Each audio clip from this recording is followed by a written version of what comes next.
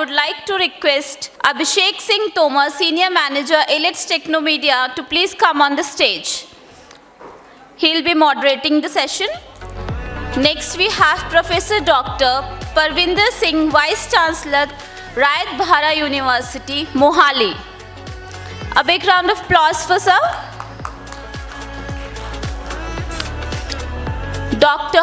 Sadawarti, Vice President, Desh Bhagat University, Fatehgarh, Sahib. A big round of applause for sir, please.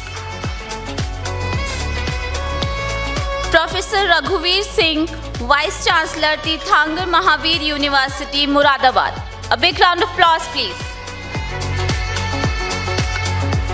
Dr. Rattan, Vice Chancellor, GNA University, Hargobindgarh. A big round of applause for sir.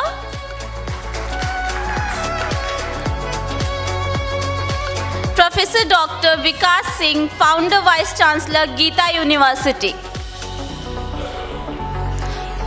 Professor Dr. Jaskiran Kaur, Campus Director, SVKM, Nasim Munji Institute of Management Study. A big round of applause for ma'am. Shifali Verma, Director Academic Planning and Monitoring, Chandigarh University. Can we have a round of applause for this wonderful panel? Very good afternoon. Welcome to everyone to Elets Education Innovation Summit, Chandigarh edition on 15th December. I welcome all my panelists to give their precious time to us to discuss and deliberate on this wonderful topic, that is reskilling and upskilling of workforce, education, innovations, paving the way for future-ready talent. Everyone knows that it is very important topic regarding the workforce, regarding the jobs.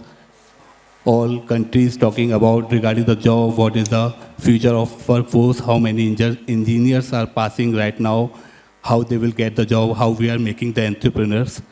So to discuss and deliberate this, I would like to take the opening remarks from each of our panelists to share regarding what their thoughts, how the new innovations they are doing in this education segment. So first of all, I would like to start Professor Dr. Parvinder Singh, Vice Chancellor, Rayat Bahra University, Mohali, Punjab. Parvinder sir, your remarks regarding these topics, how you see the future, and are we on the right track, doing the right things so that our student future is on the safe hands? Parvinder sir, over to you. Thank you very much. All are welcome in Chandigarh. DL and Elets, they have taken a very special initiative to give us this platform to the school educators, policymakers, administrators, and learned colleagues from the higher education from different universities to deliberate on the topics which are really required at the moment. The session which will dwell upon the reskilling, and this is perhaps in the light of NEP 2020. We all know that the paper, which is very comprehensive, the document which has seen the light of the day after 34 years. If we relate with the education policy of 1968, that impressed only 10 plus 2 plus 3. Then came 1986, where some modules related to the technology were introduced. Computer teaching was coming into picture. Teacher learning was focused in that policy. And thereafter, in 34 years, no policy has been formulated by any of the government where you can talk about the school education, primary education, secondary education, and the higher education. So we all educationists must keep in mind the aim and objective of NEP. Certainly it has come when the dreadest COVID-19 was going on, and the realization of the NEP became more prominent. Technology which was not adopted in the schools, in the colleges, and the university, that became the essential component. We had to survive only on the technology. Very few schools or the few institutions were making use of online teaching, but we were forced to adopt the online teaching, online examination, and many platforms they were provided by private sector also. We know most of them. We started only with the Zoom. We further extended with the webinars or with different modules.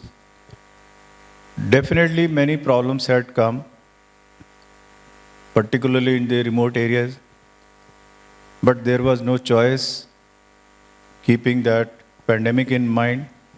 So ultimately it is a realization of the government sector and the private sector.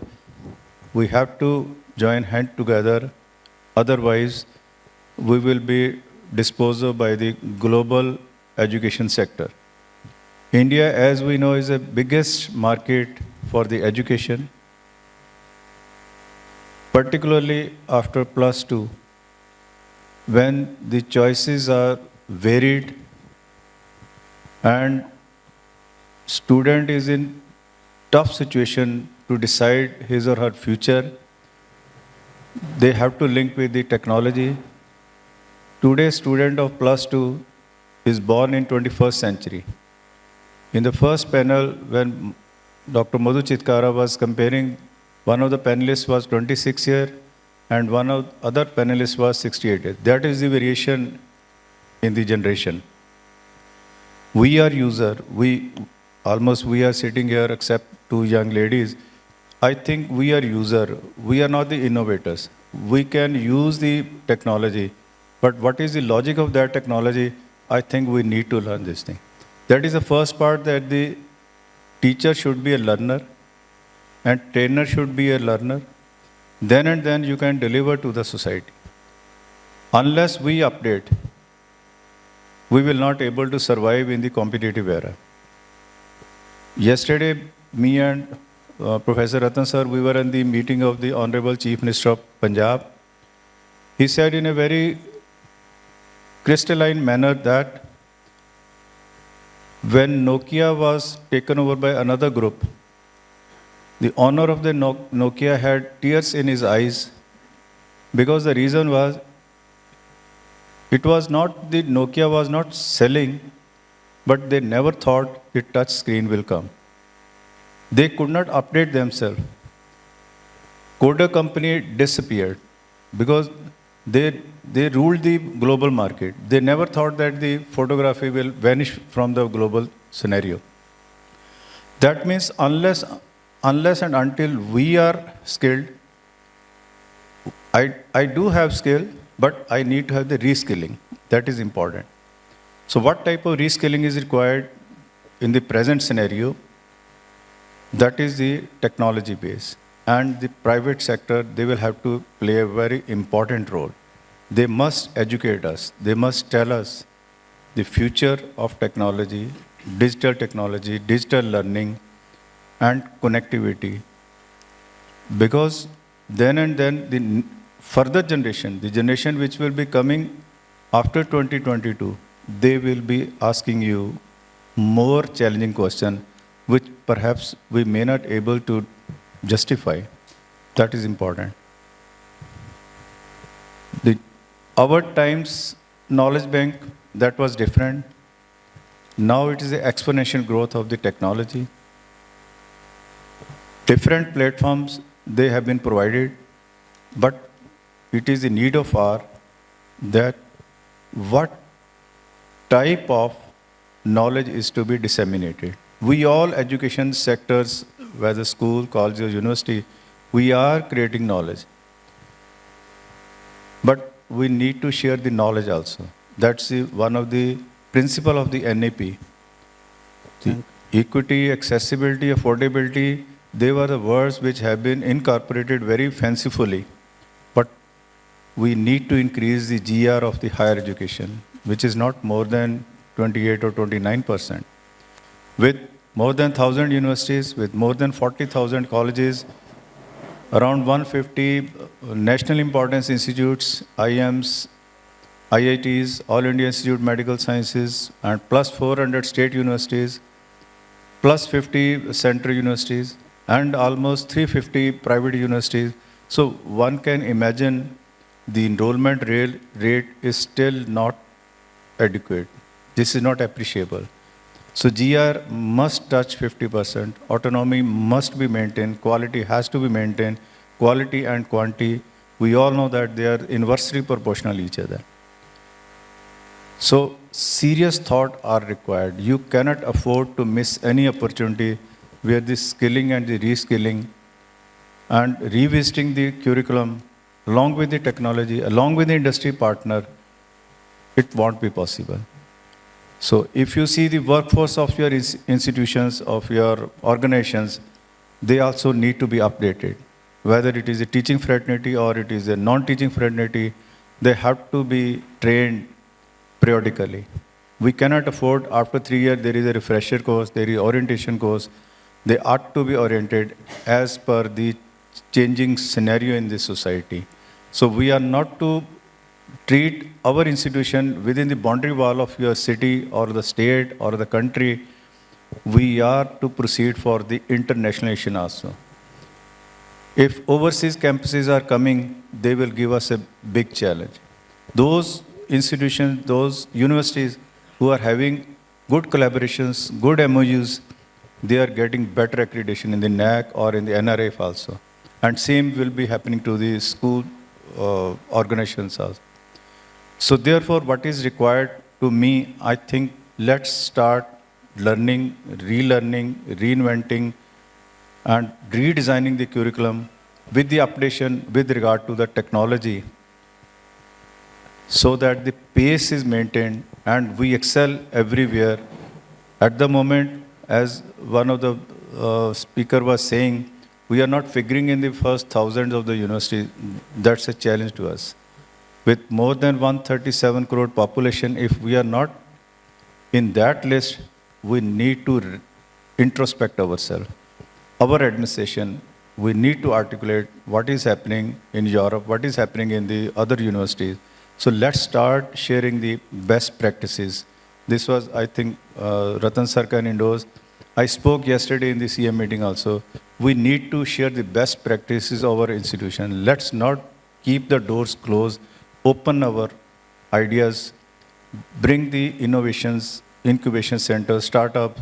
We need to focus the young population, the youth of the country, which is 65%, they are going for the higher education. We need to reach to them, penetrate to their needs, listen to them, grievance mechanism, issues related. So that will be the skilling which is required. Thank you, so thank you very much. Thank you very much for this wonderful opening remarks regarding the learning, relearning, and regarding the need of the hour. Moving ahead, I would like to invite Dr. Hers, Vice President, Desh University, to give his opening remarks regarding the topic, regarding the skilling, and regarding the current situation we are facing right now in the world in terms of the war, in terms of the recession, in terms of the major companies right now laying off what they are taught. Are we on the right track? Are we giving the right skills so that they can survive in the future world? So, very good afternoon to one and all present over here. Really, it's a great day. A lot of deliberations and discussions are going on. And congratulations to the organizers for giving us such a beautiful platform, especially Elets, DL, for organizing such an amazing conference, for choosing such a befitting theme. It is the need of the hour, an eye-opener also. So going by the theme, reskilling and upskilling of workforce, very much required today. Today is the era of innovation. And when you talk about innovation and education, now both are made for each other. Gone are the days when conventional education was there. 2 years down the line, scenario will be different. UGC notified online degree is equivalent to offline degree. So you will be seeing digital universities coming up. So the most important thing for any educational institution is engagement with corporates, establishment of center of excellence in universities and colleges, creativity, and creativity of mindset is also very, very important. And another thing is collaboration, two-way relationship, collaboration with industry, and we all should be open for collaborating with different higher educational, even school educational institutions also, because every institution is having own strength. A few are good in teaching, learning, a few are good in research, innovation, governance, so we can learn from each other. Rightly said by Dr. Parvinder, it's all about knowledge sharing. And communication is also very important. So reskilling and upskilling. You can see the future. You will be obsolete if you are not getting proper skills. Industry 4.0 revolution, we are also talking about artificial intelligence, blockchain, machine learning. How we can implement, whether we are doing interdisciplinary research or not, that is also very important. And with NEP as a buzzword, academic intensive institutions and research intensive institutions with multi-entry level, multi-exit level. So a lot of options are there, ABC coming into picture.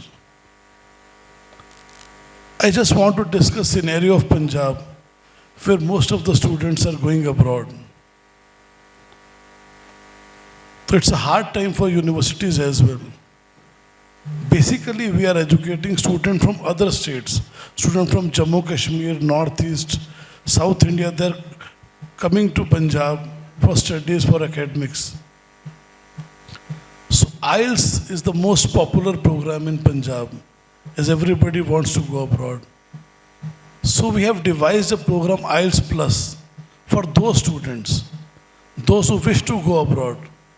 Because once they have decided, you can't change their mindset. Please facilitate them to go abroad.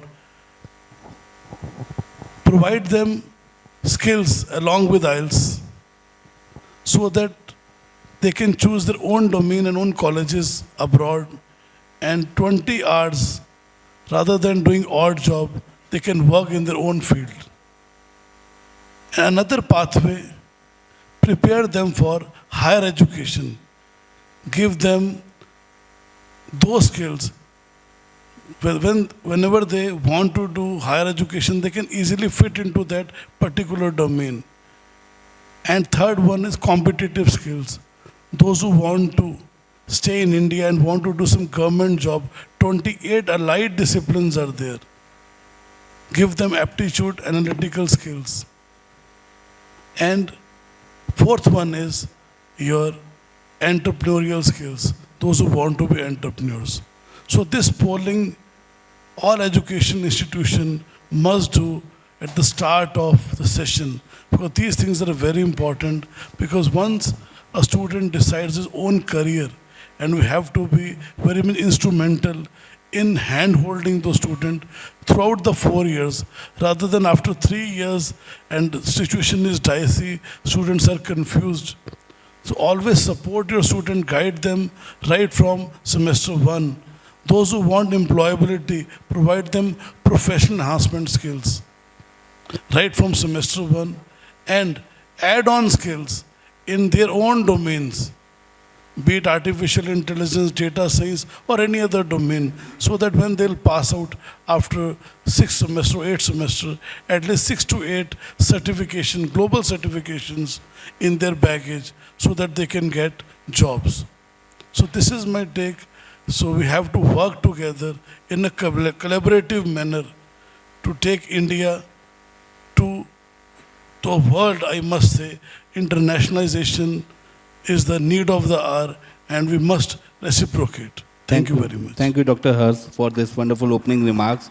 Collaboration is the key. Moving ahead, I would like to invite Professor Raghuvir, Vice Chancellor, Teerthanker, Mahaveer University. Raghuvir, sir, your opening remarks regarding the reskilling, upskilling. Everybody know what new tools to be added, but how we can create the environment in the campuses, and as we have a school audience also, if you have any suggestions to the school leaders that this is the particular key, if you enable that seed in your children, that will help you in the higher education also. So we, sir, over to you. Thank you. Good afternoon, everyone. Topic, I believe it is in a two-part. One is reskilling and upskilling workforce, and I believe when you say workforce, it is the people in education. Thank you for clarifying. Second one is role of innovative education for preparing future-ready talent. So let me thank you for appropriately choosing this word and avoiding the most talked about by industry, or the word, combination of words which has been, a narrative was set about industry-ready students. I really don't understand how and why education should produce industry-ready students. You might have your own thoughts. I will subsequently clarify what I mean by that. So let's look at what do you mean by future-ready talent? Who they are. In my mind, future-ready talent is one who will be able to face the challenges or able to solve the problems which, as of now, appears to be unthinkable and unimaginable.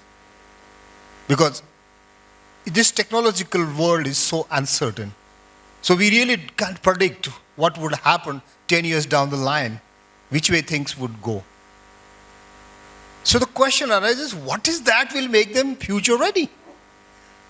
Will skilling make them future ready?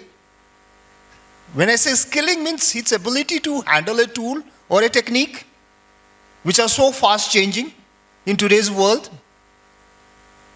What you prepare them today, 5 years down the line, he or she himself or herself has to do that. So the only solution in my mind is train them for HOTS, that is higher order thinking skills. So the universities, being unmindful of what industry is harping on, got to have their own philosophy, education philosophy. Where should we concentrate? If I take a skill and thinking on a continuum, where should I put skill? See, if we put so much of or too much of emphasis on a skill, then we are robbing this nation of thinkers. We will not be able to have people thinking. And if you do not have people who can think, they will never ever be able to solve future problems.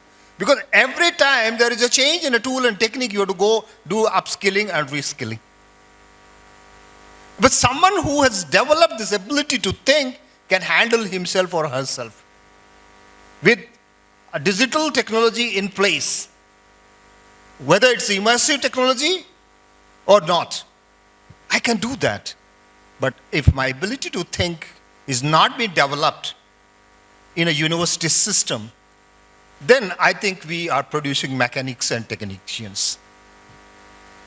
So that's my advice to the people who are responsible for, as leaders of higher education. The second thing which keeps coming time and again in my mind is, NEP. I think for last 2 years, this is the only word in the world which has been discussed billions of times. Billions of times. And I didn't find anything new in it here. Most of the things which we talk have been there in, though of course fragmented. BITS Pilani had many of them. IITs and IIMs had many of them. But what is beauty of NEP is, I'm not denying that, that is the national education philosophy. We have been now able to say in louder terms that we want our future people, future students, future workforce who are able to face the real life challenges, who are good citizens, who are good human beings, have a great sensitivity to the society as well as environment. This is what the national education philosophy say. Now from there should flow a university education philosophy. We got to see that what is that we are doing? Why are we doing education? What's that ultimate purpose of that education? We got to define it in clear terms. And we say, unless you define, unless you write, you will not be able to achieve that. So writing it down, letting people know becomes important. Now, if you ask 10 people, what is the problem in Indian education system? Most of us will point out to the symptoms of problems in education system. And those are the only symptoms which currently UGC has been sending us in the forms of love letters every now and then, every day. Those structural and facilitating changes has no meaning, I tell you. Why? This approach of implementation is making education elitist. Just imagine, 3-4 changes I'll just stop. First change, internationalization education, that means allowing foreign universities or students would go out. Tell me what percentage of people would go there? Dual degree. 8 degree karna muskil hai, dual degree. What percentage of people do? People who are brightest will do it. Right? 4-year research degree, how many people will do? So what will happen is the top 2 to 3% people would benefit from these changes. That is why I'm calling it elitist. Just imagine, go to a small town, forget about Chandigarh, Delhi or Jaipur, go to a small town and see there. Where is education? The basic thing is not there. So where is the basic problem is what is happening in the classroom. That is a problem. That means, what is the problem? Students do not come to the classroom. Attendance. They are disinterested what's happening in the classroom. And our faculty is poorly prepared to deliver innovative education. Has anything been done by the UGC on these matters? No. Nothing has been done as yet. You need massive investment on all these things. Unless we do that, these superficial changes, I keep saying, engineers here would appreciate the fact that they are behaving like an electric current. You know what is the tendency of electric current? It is to take the shortest and the easiest path.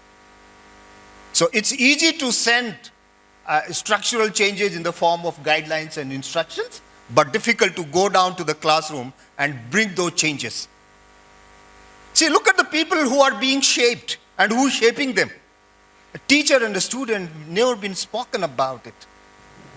So unless otherwise we go down to that level, no change would ever occur. That's my take on the issue. Thank you. Thank you, Raghuvir sir. Wonderful remarks and straightforward remarks regarding the changes. It's all about our mindset, what we are doing in the classroom. Moving ahead, I would like to invite Dr. V.K. Rattan, Vice Chancellor, GNE University. Rattan sir, we are talking regarding the skilling, upskilling. Taking forward from the Raghuvir sir, how we can change the mindset from the job taker rather than the job creator. Why we can't create, why always we are talking about पढ़ लेंगे अच्छी नौकरी लग जाएगी. Why we can't change the mindset? पढ़ लेंगे, we can give 100 people new jobs. Yeah. Thank you for giving me the chance to be here. I agree the points with what Professor has said. That is this is reskilling and upskilling. Upskilling means that we have to train our teachers also to bring to the current level. You see, if we see the technology is moving very fast. We have to move along with the technology. The industry is 4.0. They want the student ready, which come to the industry, joins and start working. Earlier, what was happening is, we were taking the degree, then the industry selects, the student go there for 1 year, he has a training, and suddenly, let us say a student goes to a car industry, he takes the training, and then the industry finds his work is not satisfactory, so he was shunted out. The next time, he got a job in some petroleum industry. So it is very difficult to reskill the student.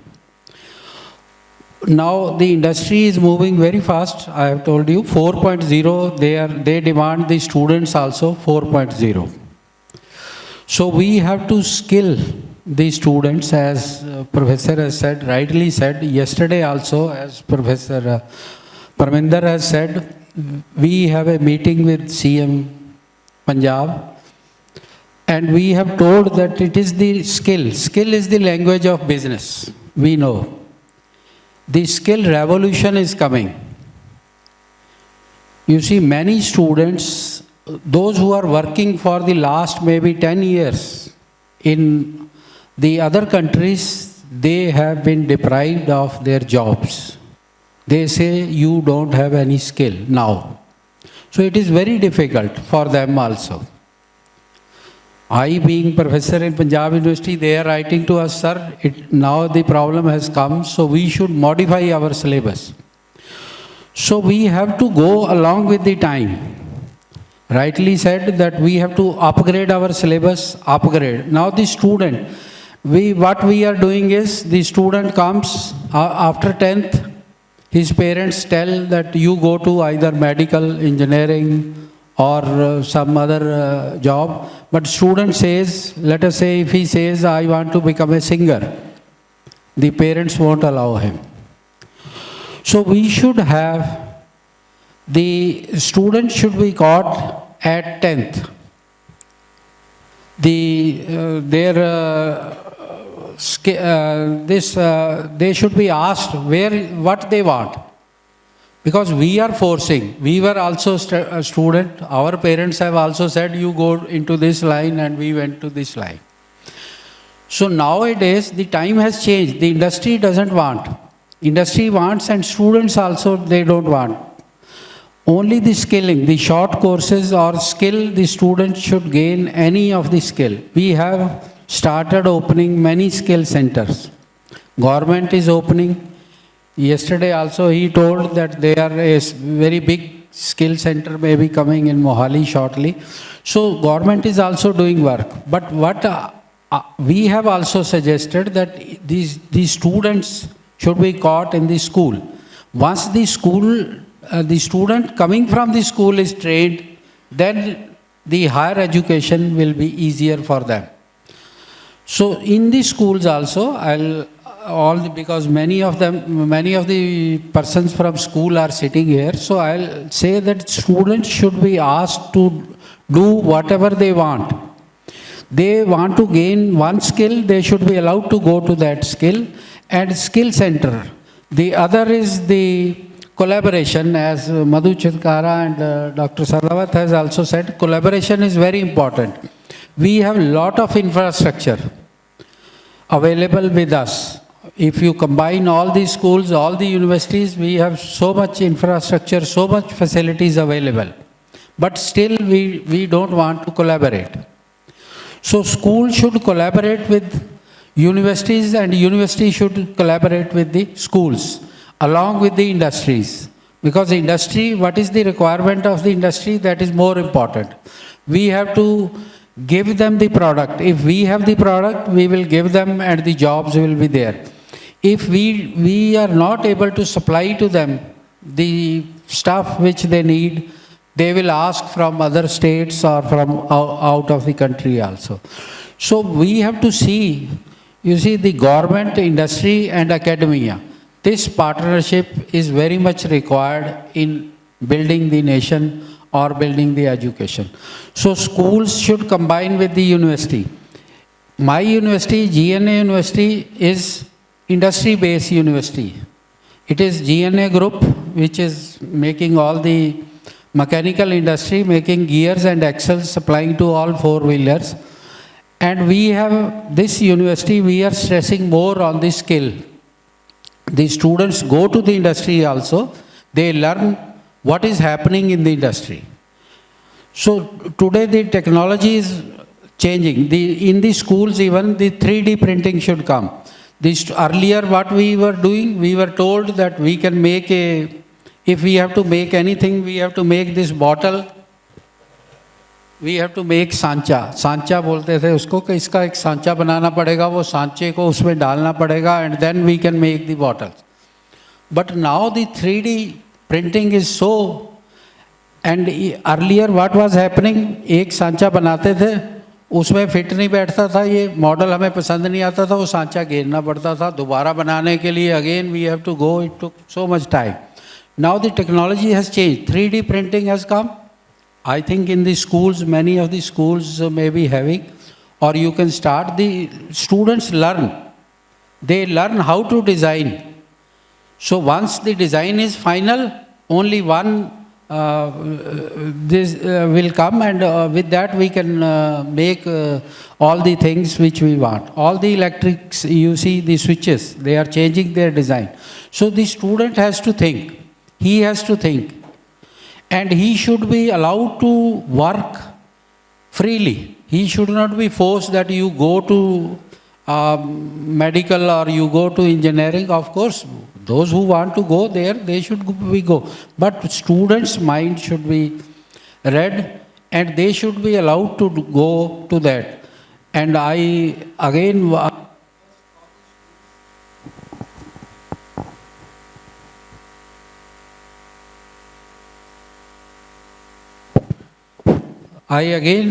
request all the schools, you should combine to the universities. You see, there should be awareness where the technology is coming. The driverless cars are coming. In the morning, Mr. Atre was telling that we will have a chip which will be fitted here and there is no need of mobile.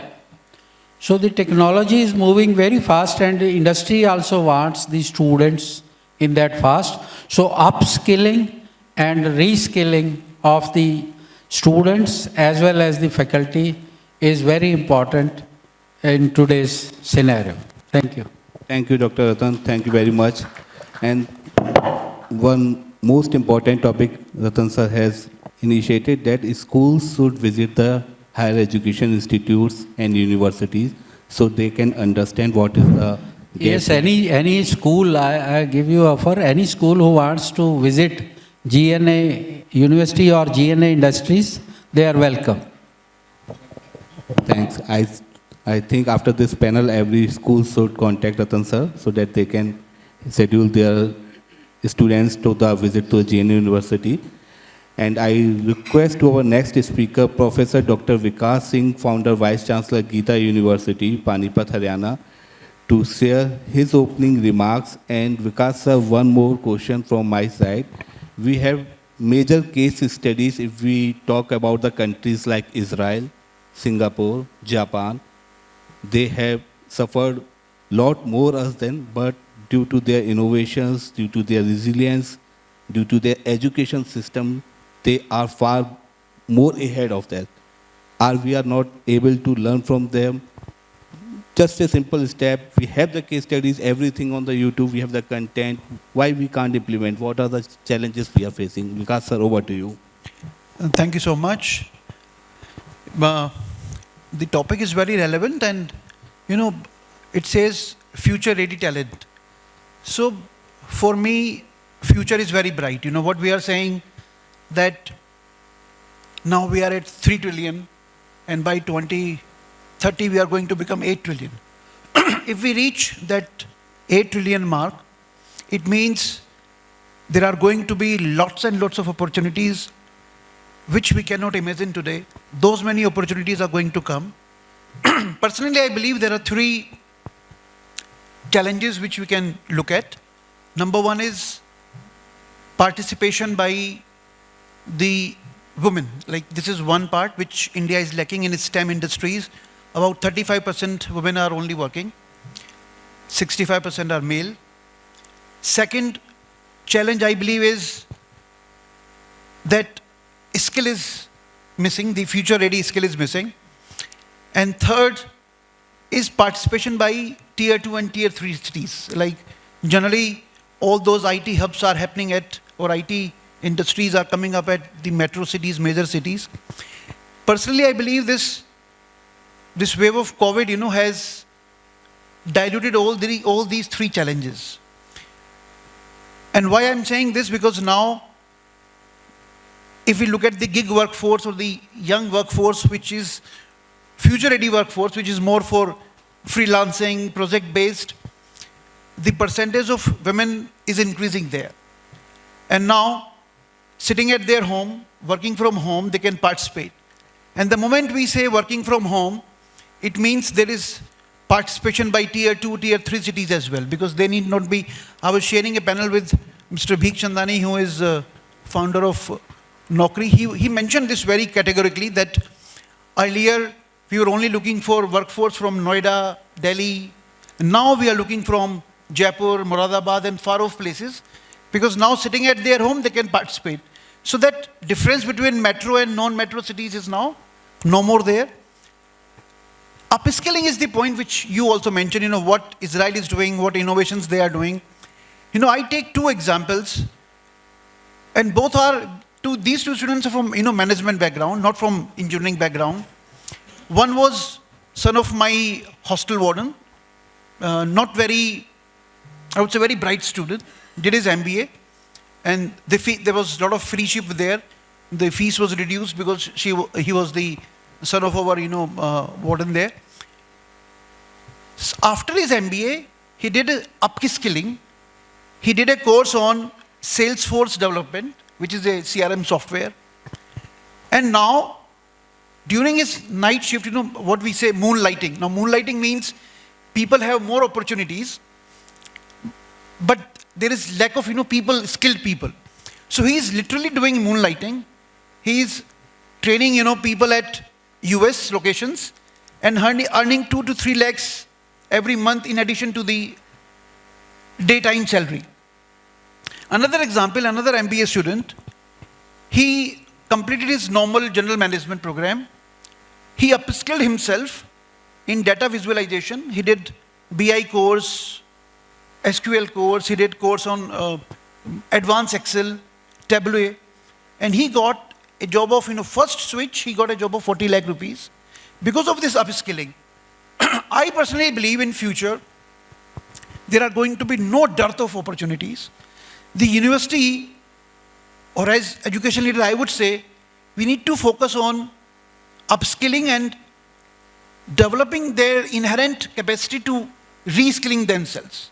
This lifelong learning is going to be very essential. If you allow me, I can share what we are doing at our university. I'll just take 2 small examples. What we are doing at our university, at Geeta University, we have identified certain buckets which will make them ready to earn while they are learning. And one bucket is on digital marketing, one bucket is on full stack development, one bucket is on entrepreneurship and business development or innovations. Now what is happening, right from semester 1, they are having additional courses which is using the CBCS flexibility which is available, choice-based credit system. We have developed these D buckets, which is buckets for skilling. And it is mandatory, not mandatory, we are encouraging every student that after first semester itself, they should create their profile on LinkedIn. Plus they should also create their profile on Freelancer, Fiverr and those locations where they can showcase their talent, they can showcase their skill. And during the program itself, they should start earning some money, showcasing their talent. The entire bucket which is designed is level based. Like in first level, first semester, this is going to be learned. So, knowing, doing, being, we call it. So knowing is done by teachers. Like the teachers are taking care of the knowledge part, the delivery of the knowledge. For doing part, we have identified certain industry partners, like we have identified Emarticus for delivering the fintech kind of education. We have identified Code Quotient for coding. So we have identified certain partners. So doing part is done by those industry experts. They are taking care of the labs and those hands-on training. And of course, then we have the third category, we have GTH, we call it Geeta Technical Hub, which is taking care of the being part, the soft skills, communication skills. So we have identified 3 different future-ready talents or future-ready skills. One is being knowledgeable, as Sir rightly mentioned that one should be thinker. So knowledge, leads you to think. So there should be thinker, there should be doer, there should be hands-on on their skill sets. And then they should be good human being, because if they are not good in communication skills, if they cannot express themselves, then there will be, lots of opportunities, but maybe for them, they might be missing out those opportunities. I think if we move in these directions, then we can create our young students which are from far-off locations, need not be from metro cities, because this COVID has given us this added advantage that women, people from distant locations, they can all come using the infrastructure, IT infrastructure, and they can start contributing. And I believe moonlighting is one example where there are lots and lots of opportunities, but people with the right mindset and right skill set are missing. So I think India is on way to become Israel. We need to wait for another 5-6 years. I think we can be far ahead than Israel also, because of our strong human resource. Thank you so much. Thank you, Dr. Vikas, for this wonderful remarks. And I am on the same track. We are on the right ahead, and we will beat such countries, and we will become one of the developed and the powerful country in nearby states.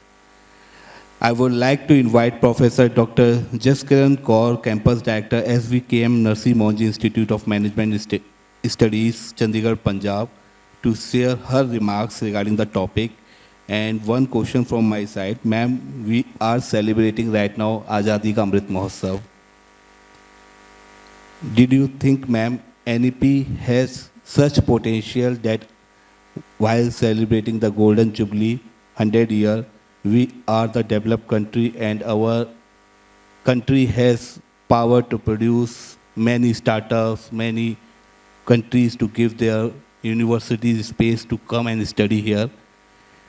And just one more thing, do you think COVID, what are the learning from the COVID, or once the situation get over, are we becoming on the traditional, or we are going to be hybrid after this COVID situation, ma'am?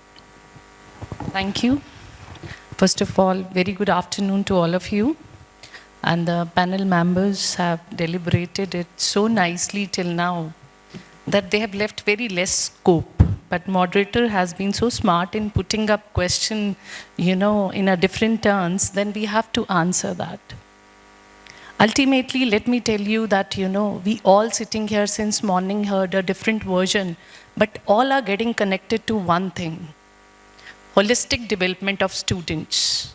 And the people who are sitting in this room are responsible for that. We are not answerable to industry to produce industry ready. I perfectly agree with this. We have to create a future ready, a human being with good resilience and a smart understanding and a throughout life learner. See, the topic itself says reskilling, upskilling. And it is not only for the workforce. We all are the workforce. We all are the teachers. Once a teacher is always a teacher, and we keep learning.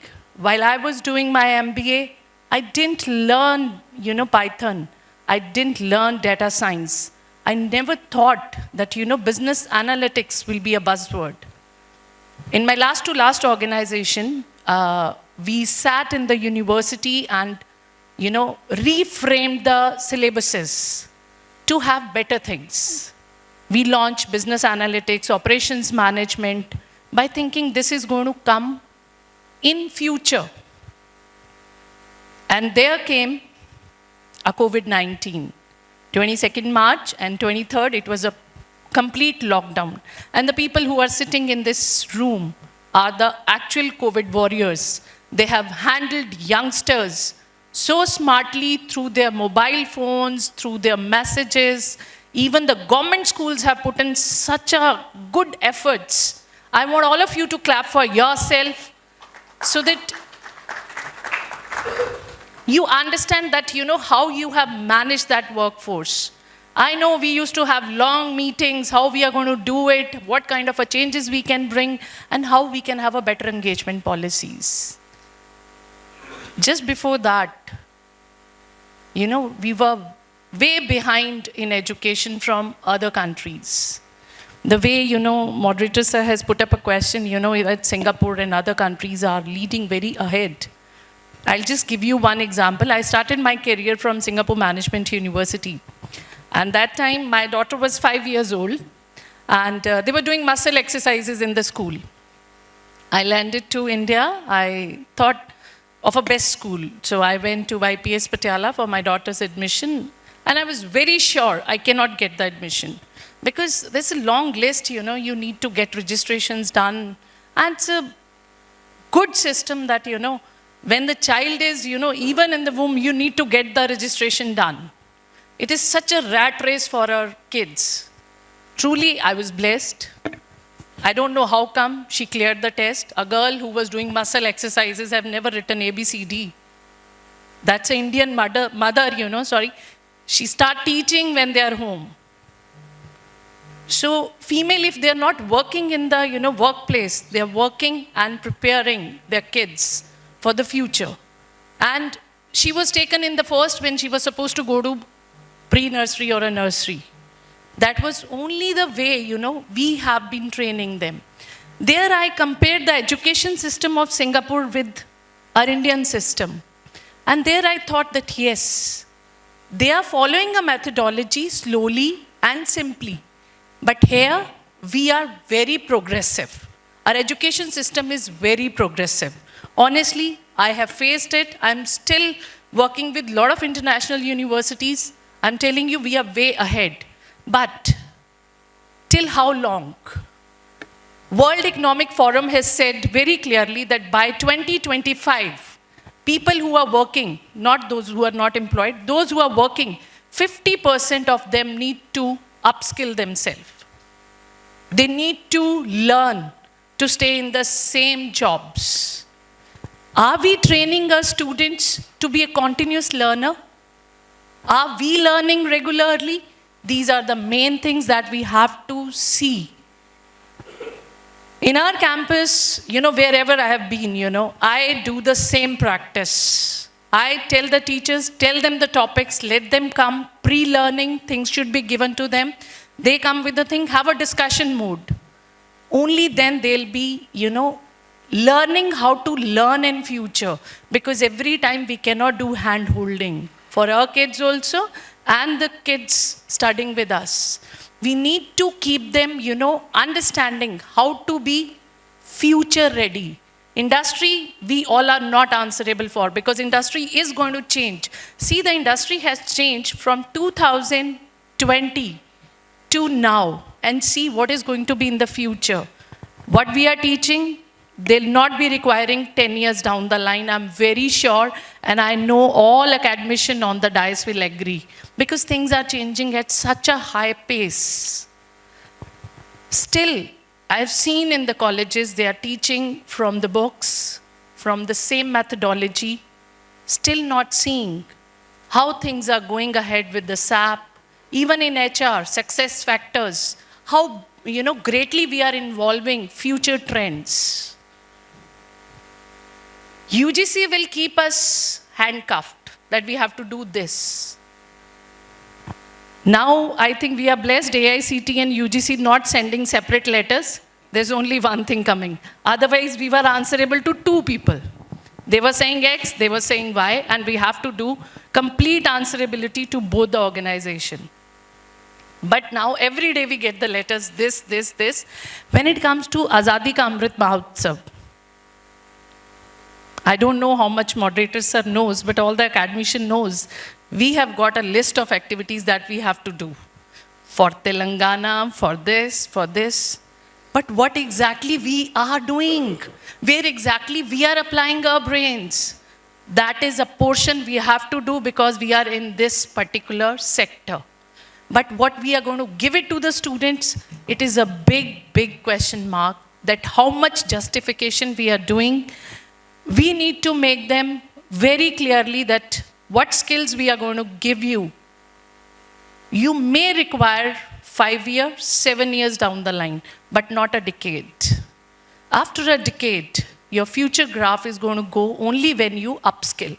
I learned it. I am doing courses, Python, data science, although we don't need it. But when we learn, we understand. We have an empathy, how they'll be feeling, what kind of stuff they'll be requiring, where exactly they're going to get stuck. I don't know how many of you have tried Coursera courses. 90% of the stuff is available on the net. And students are so smart. So smart. So tell me, when we just give them a thing which is available on the World Wide Web, are we justifying? I can boast on my institution. The question that comes in a paper, they can sit with internet. They'll not be able to solve if they don't know. Everything comes in applied form. Everything. You need to make them, they have to understand that without tickling a brain, they'll not be able to go. It's a need of an hour. They need to understand. We are giving them education. They need to learn how to learn. Spoon feeding, giving them a platter is no more required. Yes, as per our institutions, all of us have to give them a curriculum. All of them need to score. We have an answerability. We have a credibilities to maintain that this many credits need to be maintained. And then they can do this. This was, I think, already there. If they have done diploma, there was a lateral entry in graduation. So just rolling a ball from this side or this side, we are standing at the same point. Holistic development is only one thing. Beyond this UGC or NEP, we all need to think that whenever a student is going to pass, we are sending a good human being to the society. That's it. That's my take for reskilling and upskilling workforce education. And innovation you will be putting in for the future-ready workforce. Thank you. Thank you, Dr. Jaskiran. Thank you very much. I request all my audience, if you have any question, please put up your question. We will, after Sefali, we will take some questions from the audience also. We have a straightforward and the fearless speaker. You can ask anything if in your mind. They can give you the right now answers. Moving ahead, I would like to invite Sefali Verma, Director, Academics, Planning and Monitoring, Chandigarh. Sefali, we need your inputs regarding the topic, and I would like to ask one more question. How to check the brain drain in India? That's how to check brain drain in India. Thank you, Abhishek. So I can see the timer, which is already off during my turn. So of course, I would not take much time. So good afternoon, everyone, first of all. So myself, Shefali, and I'm representing Chandigarh University here. So apart from academic planning and monitoring, I'm heading e-governance also in the entire university departments. Frankly speaking, I have not prepared anything because I have plethora of my own experiences. So if I, read the word reskilling and upskilling, I consider myself as a perfect example. I have a background of physics. I'm basically a physics teacher. I have nothing to do with technology. I have nothing to do with e-governance, and I have nothing to do in developing the academic policies and, monitoring guidelines for the entire academic administration of university. Still, since 5 years, long 5 years back, I have been given this responsibility because I have taken my own, initiative, my own zest of doing these things. I'm doing research in these nanophosphors. If you can see this white LED light, I'm just developing the components who can make this RGB scheme. It has nothing to do with my salary account. It has nothing to do with my own skill, which I have developed. So you see, the student, which we are imparting education to a student, first thing is we have to understand the difference between our academic curriculum and the skill curriculum. And I feel by, hearing at all with my eminent and honorable chairpersons, I feel that it is not only the responsibility of a teacher, it is not only the responsibility of a employer or a vice chancellor. We have basically some certain important stakeholders which actually decides that whether the student is going in right direction or not. Of course, the first stakeholder is the institute, the main employer. The second stakeholder is faculty or the teacher. Third one is the student, and fourth one is the industry. I feel that industry should hold the equal responsibility of, supporting, handholds the education institutes. If I, discuss about my own institute, we have a very good industry board, corporate advisory board, which we can see, where we have, used to have the annual meetings. We have certain micro offices concept, where some industries, they have developed certain industry collaborated labs. You see, the face of the education has been changed now. The face-to-face interaction, delivering the lecture through the PowerPoint presentations, which has been downloaded from the internet, as ma'am had just said, students are much smarter than us. They have more fast learnability than us. They know more than us. So we as a teacher, we as a faculty has a big responsibility of upskilling. Upskilling means we have to upgrade our own existing knowledge. And reskilling. Reskilling means Excel has more features now. It has VLOOKUP, it has certain other things. So normal Excel, just using the formula of add and subtraction, it will not make any use. So we have to reskill ourselves. And I just would like to share one experience. You see, I have been handling the entire learning management system also of the entire university. And it is a die-hard task for me since last 3 years to train our own teachers. You see, we as a university, they are offering a diversified programs. We are not only offering engineering programs. We are not only offering the tech-savvy programs. We are not having the industry only on the basis of engineering. We have the programs for arts also. We have liberal studies also. We have law also. We can't expect a fine arts teacher to, just skip the drawing sheet and pen and just handle the simulation softwares to teach the students. So it is a great, great challenge for all of us to make sure, to ensure, to train those faculty who are non-technical, who are non-engineering based courses. So this is, of course, this is a huge challenge for us. And most important thing is about the mindset. You see, the moment lots of webinar has been taken place, lots of summits, Elets has conducted. But until and unless we as a faculty, we as a decision makers, we as our employers, they are ready to change our own mindset that yes, we have to inculcate these major changes. We have to propose a separate budget for IT infrastructure, how much we are spending on IT infrastructure into our own institute, other than the other things. So the moment we have to change our mindset, we are ready to change our mindset. Till that time only, we can have our desired results. So this is what we can say, that this is very important to change our own mindset and to make our students future ready. Thank you. Thank you, Shefali. Thank you, Shefali. Wonderful remarks. And I request all my audience to at least write one thing that you have learned today by meeting all the leaders, by meeting different segment peoples, by meeting industry peoples. What new skill you want to enhance in your coming future, because everybody know learning is the future. If you didn't learn, if you didn't change your skills, many examples. I can name one more, like for example, Nokia.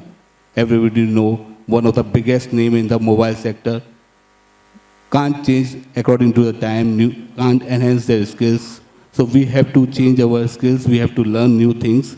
I request my audience, if you have any questions, we can take 1 or 2 questions right now, because we have the one wonderful panelist, one of the experienced panelists. Yes, Can you help someone? Manish, can you help them with the mic? The ma'am. And I'm here in Mohali running an educational institution for players. Now, we've been speaking about inclusive education. Okay, we also speak about Khelo India, Khelo. We have SAI, that is the Sports Authority of India. We know that the state of Punjab is known for its sportsmen, hockey, football at grassroots level, and Punjab is really doing very well. Haryana too, we've had the javelin person from Haryana. So North India is really rich with its sports curriculum, I mean with the sportsmen. But I would like to ask this question to all the panelists over here, the eminent panelists over here of higher education, that what is it that you all are doing for these sportsmen with respect to higher education? Because they are all college dropouts. I have been knocking doors of universities whether my children will get admission. They say no, the children have to come here and have to be here on the campus to study. And then we talk about blended education, we talk about inclusivity. I don't see it happening anywhere. So my question to you all is, what is it that you all are doing? If you all are thought leaders of your own universities, then are you all giving such, I mean, are you all giving a thought to these, a line of thought? Is it for these also, these people who are players, who are singers, who are dancers, who are gymnasts? There's always an alternate education abroad. All universities, they offer alternate education abroad, but in India, sad to say, I haven't yet seen that happen. And I myself, I have been knocking doors. I wouldn't want to name the universities, but then everybody say that, Dr. Sagarika, your children will have to be present here on campus with 75% attendance. I mean, a sportsman who's going to be representing India in whichever sport the child is involved, how does that child give 75% attendance? Not possible. So I would want to, I would like to have an answer for this. Thank you very much. Thank you, madam. Very interesting question. I'll tell you what we do, in fact. We have a largest indoor stadium of UP in our university. Right? And we also have one of the finest cricket grounds. We offer those grounds and conduct tournaments for the schools. That's one aspect. Second aspect, all those who represent our university, state, as well as the country, we don't care about their attendance. We provide them additional classes. And we actually have a system of providing them financial assistance in the form of fee waiver, as well as incentives, any student who does so. Also, we run 2 or 3 different programs on physical education, and one we are starting on BSc in sports science also. So it's not that we are not doing, we are doing on it. So are you all a digital university? Because I think we are not digital, we are a physical university. come into force, you know. Because then for us, what works best is a digital university. May I answer your question? No, there are no digital university as such, but future, nobody knows how it will go. May I answer her question? The Please. Punjab Sports Take the mic, University, the Punjab Sports University is called as Maharaja Bhupinder Singh University at Patiala. The Vice Chancellor is my batchmate from the Army, from NDA. We were both in National Defence Academy, General Jagbir Chima. I have had very extensive talks with him. He is spreading a network of his colleges, affiliations, where your students, whether they are in Mohali, can get attached to those colleges. And he is one person who says, I don't care about attendance. This is from the horse's mouth. If you want, I can connect you directly with him. I have his number. Yeah? And you don't have to knock at anybody's door. He is a person who will help you out. Thank you, sir. Thank you very much, sir. Dr. Sagarika, I would like to answer on this. As you already know, Narsi Munji family, right? Here we were talking in the morning also, that within these 3 months, we have given them a platform for sports. Early at 6:30, they hit the ground with the coaches and all. But yes, attendance is there. We don't let the students who are not a good sports person to take a benefit of being in that cloud, right? That kind of a system need to be maintained. The way sir has duly answered, that's a sports university. And in Patiala only, we have got NIS, we have got polo ground, then we have got this sport, university which sir has mentioned. Everywhere that scope is there. But because we have seen the students who are not, very good in that, just take advantage of being bunking the classes, that as an educationist, we can never allow. For that, we need to make some stringent rules so that we are able to map up and we are able to see who are performing better. I hope I answered your question. Thank you. Thank you. Yes, sir. Speak, it's working, sir. One more response to your query. One is what sir has said. It's true that the university which is in Patiala, Mr. Vice Chancellor, Mr. Brad was there in yesterday meeting. There were about 29 Vice Chancellors, almost all sectors, private, public, then special universities, one of them the sports university. Even the university which sir is heading or me is heading, we may not be skillfully delivering for the sports person. We do have at our level. One of the suggestion was to the government that any college, any university who are training the student, physical education, sports, participating, they should be endorsed by, in the end semester or in the last phase, it should be handed over to the Patiala, to Vice Chancellor of Sports University, Mahaveer Singh, and it is likely to happen. We need not to go here and there. This will be state policy, at least for Punjab. Maybe Haryana will be doing better, Himachal will be doing better. As far as Dr. Jaskiran said, attendance, I think this was also replied by the Honorable Chief Minister, sir. हो सकता है किसी बच्चे में quality हो कि मैंने singer बनना है. Our Chief Minister never expected that he will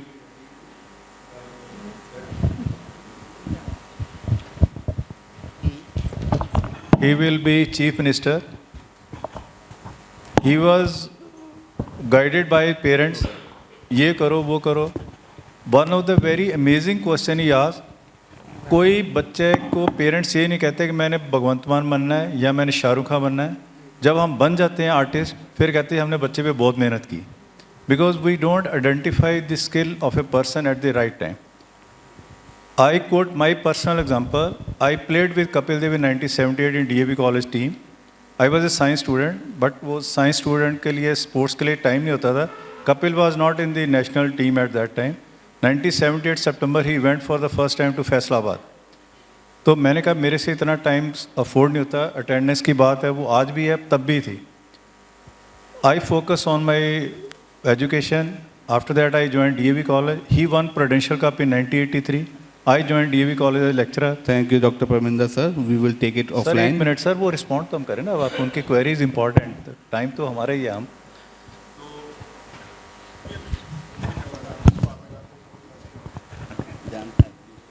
map लगाया हुआ. तो he was to come as a chief guest in DAV college, sector 10 Chandigarh. Moment he arrived, जैसे उसने मेरे को देखा, he asked, कहता तेरी BSc क्लियर नहीं हुई. But principal said he is a lecturer now because Kapil did BA with much struggle. We don't give privilege to the sports person. कल भी CM साहब ने बोला कि पंजाब पुलिस में हॉकी के जो प्लेयर हैं, नेशनल के इंटरनेशनल के, उनको हमने DSP लगाया है. उनकी हम ड्यूटी क्या लगाई है? चेकिंग पे, नाके पे लगाया हुआ है. We are not making use of them to promote the hockey or the sports for which he has been given the privilege. Then I suggested, sir can endorse, UGC has given a concept of POP, Professor of Perfection. तो why not practice? तो इन लोगों को भी वहाँ पर university से link किया जा सकता है. They can be the best teacher, best coach in a university instead of doing duties at the nakas or in the Punjab police or in the. So ये चीज़ें जो हैं, that will change. This has to change now.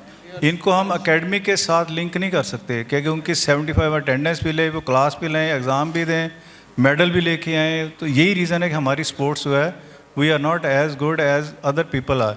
137 crore की population में we are not having a football team in this federation which is going on. Please, so we need to introspect. So that will be your.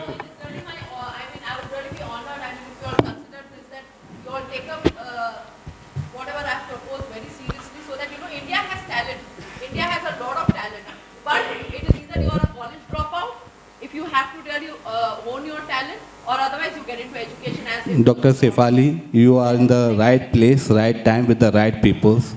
You can exchange your card and, sir, please help Dr. Sefali in this particular situation. I request all my esteemed panelists to please help in this regarding the I think attendance and you each can send everything. your students to our university. Sure. And we will help. No, we all are open. We have the sports persons. As sir has told, we have given many suggestions yesterday also. So we all are open for sports. I know there is a problem for sports person, but I think in any of the universities, you can send your students if he is doing, provided he continues to play. It is not that he takes the admission and then leaves the sports. So that case should not be there. Thank you. Thank you very much, sir. So by this, we wrap this session. I request my anchor to take it forward. Thank you. Thank you very much.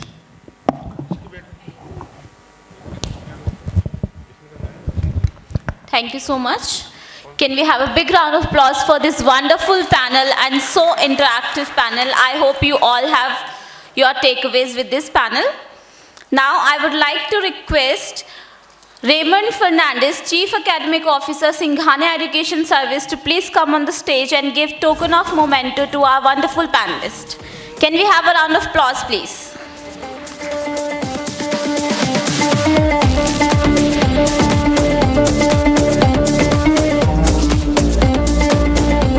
Professor Dr. Ravindra Singh, Vice Chancellor, Rayat, Bahra University, Mohali. A big round of applause, please.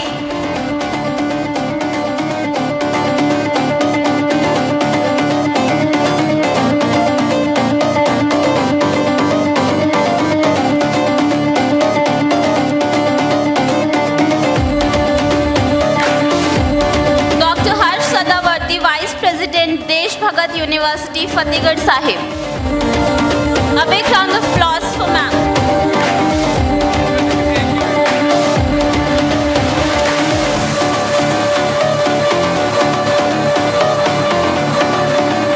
Professor Raghuvir Singh, Vice Chancellor, Teerthanker, Mahaveer University.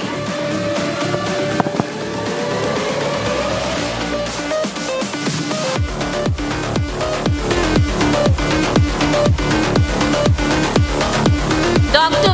Rattan, Vice Chancellor, GNA University, Hargobindgarh, Punjab.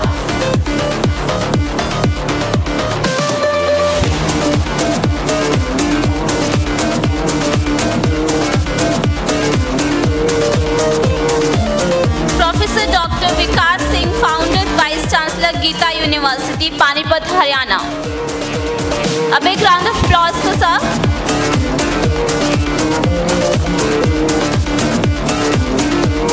Professor Dr. Jaskiran Kaur, Campus Director, SVKM, Nasir Munjim Institute of Management Studies, Chandigarh, Punjab. Can we have a round of applause for ma'am? Shefali Verma, Director, Academic Planning and Monitoring, Chandigarh University.